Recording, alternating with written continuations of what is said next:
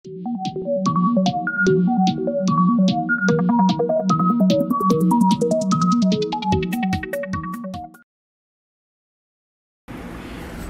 वालेकुम।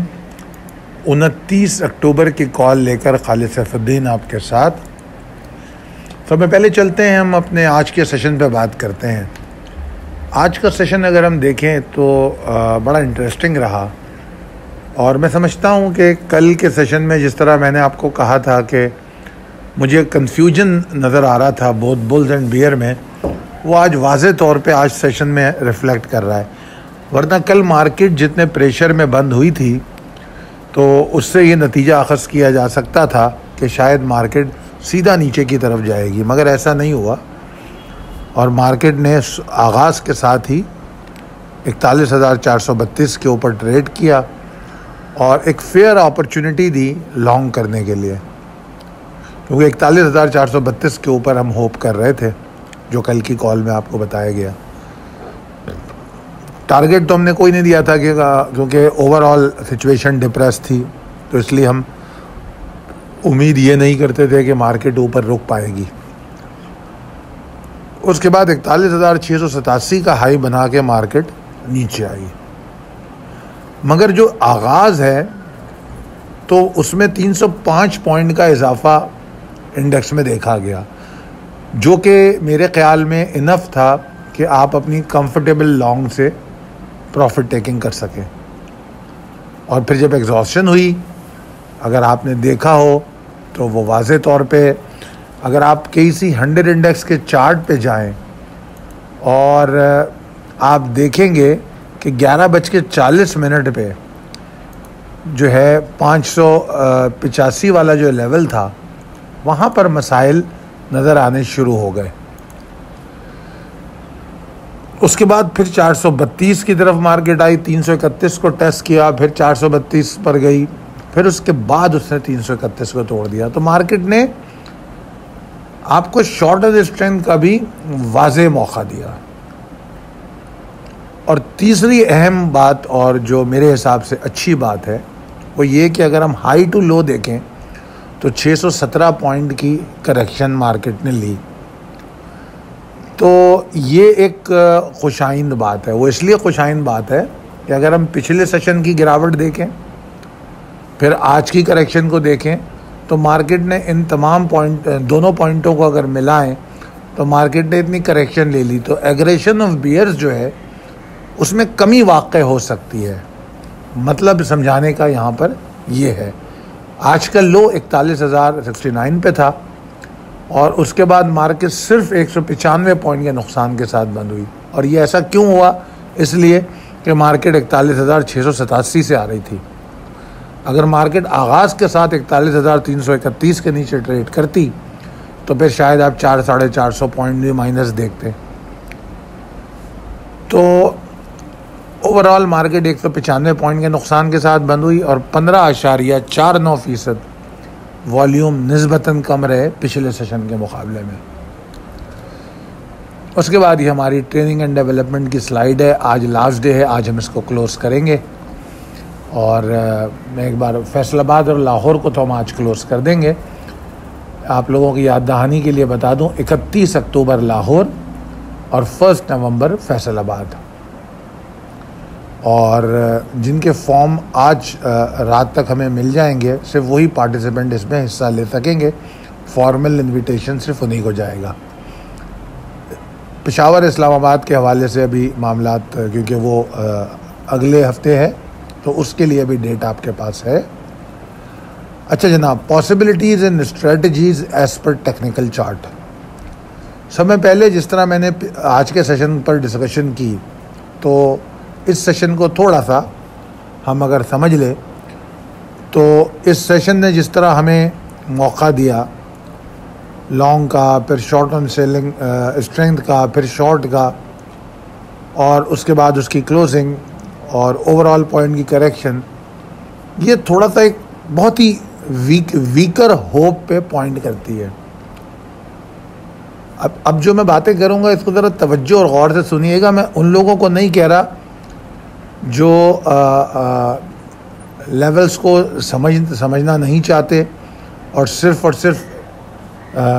अजीब व गरीब किस्म के कमेंट करते हैं, ये मैं अपने ग्रुप और अपने उन ख़ास फॉलोअर से बात कर रहा हूँ जो इन चीज़ों को समझते हैं और मल्टीपल ट्रेडिंग अपॉर्चुनिटी का फ़ायदा उठा सकते हैं।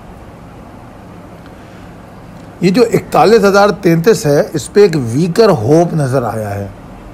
ठीक है, तो हमने करना क्या है कि अगर 41,033 टूट जाता है, शार्प लो को, या प्री ओपन वॉलेटिलिटी की बात नहीं कर रहा मैं, पहले आप 15-20 मिनट को निकाल दें, अगर उसके बाद 41,033 के नीचे ट्रेड करती है मार्केट, तो मार्केट 40,792 774 तक जाने के लिए क्लियर होगी। ठीक है जी, तो अब यहाँ पर आप समझ सकते हैं आप क्या करेंगे। आप शॉर्ट करें, जो करना है करें आप। ठीक है, कुछ स्टॉक ऐसे होंगे जिसमें शॉर्ट नहीं होगा, बाइंग ऑन डिप होगी, ये बात जहन में रखिए। सेलेक्टिव और स्ट्रॉन्गर स्टॉक्स जो है उनमें बाइंग ऑन डिप होगी, उनमें शॉर्ट नहीं होगा। और अगर हमको यहाँ से सपोर्ट मिलती है तो हम बैठ के उसको देखेंगे, हम फौरी तौर पे उस पर यकीन नहीं कर सकते, उसको टाइम दें। 41,033 को ऑनर होने के लिए टाइम दें। जब वो आप देखो कि वक्त गुजर रहा है, 1-1.5 घंटा गुजरा और 41,033 नहीं टूटा, 41,142 के ऊपर आ गई, ऊपर की तरफ चलने लगी, तो फिर वहाँ से जो इंट्राडे ट्रेडर है, इंट्राडे शॉर्ट टर्म ट्रेडर, वो लॉन्ग के बारे में सोच सकता है, मगर उसका प्रॉफिट जो होगा वो फर्स्ट एग्जॉशन सिग्नल पे बाहर आना होगा उसको, क्योंकि मार्केट का जो मिनिमम रेस्क्यू लेवल है वो 41,333 है। तो ऐन मुमकिन है कि 41,333 पे इसको रेजिस्टेंस मिल जाए। ठीक है ना, तो बड़ी मैं उनको लॉन्ग की रिकमेंडेशन करूंगा जो इंट्राडे ट्रेड को समझते हैं और कर सकते हैं, वरना नहीं करें, वरना शॉर्ट ऑन स्ट्रेंथ की बात करें। क्योंकि मार्केट का ये जो बाउंस है 41,033 का, ये कंफर्म होता है 41,585 546 के ऊपर जाके, तो ये अच्छे खासे पॉइंट है, 500 पॉइंट बनते हैं तकरीबन, तो इतनी ऊपर जाके वो कंफर्म होता है। फिर अगेन सिर्फ टेस्ट होने की बात नहीं है, इसके ऊपर रोकना। और अगर मार्केट में कोई होप या रिकवरी आई भी, तो यही दोनों लेवल आपके 41,333 पहला टारगेट और 585 अटमोस्ट टारगेट भी होगा, इस बात को याद रखिएगा। और जिस तरह मैंने कहा 41,033 के नीचे आप मंदी के रुझान में रहिए। और मैंने ख़ास तौर पे यहाँ कहा है कि अपने शॉर्ट्स को कवर करने की कोशिश कीजिए।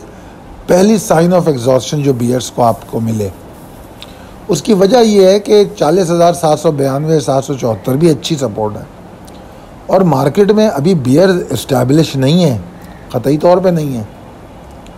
ठीक है ना, हाँ, अगर 792 774 को तोड़ दें तो फिर ये है कि वो इस्टेब्लिश होना शुरू हो जाएंगे। ठीक है, ये बात आपने अच्छी तरह समझनी है। स्टॉक में सिलेक्टिव रहना है। ठीक है, अच्छा, और इसमें एक चीज़ और ये भी है कि जब स्क्रिप्ट कॉल आपको मिलती है तो उसमें पहले सिलेक्शन करें, पूरी कॉल को पढ़ें, उसमें सिलेक्शन करें कौन सा स्टॉक कितना रिस्क एंड रिवॉर्ड रेशियो दे रहा है, ये चीज़ समझनी ज़रूरी है। ये नहीं कि बस सोच के बैठे हुए कि यार मैंने फ़लाने स्टॉक में काम करना है। हो सकता है कोई और स्टॉक ज़्यादा अच्छा आपको रिस्क एंड रिवॉर्ड दे रहा हो, उसमें उम्मीदें ज़्यादा नज़र आ रही हों, तो आप उसमें ट्रेड कर सकते हैं। ठीक है ना, तो इन तमाम चीज़ों को मद्देनज़र रखते हुए काम कीजिएगा।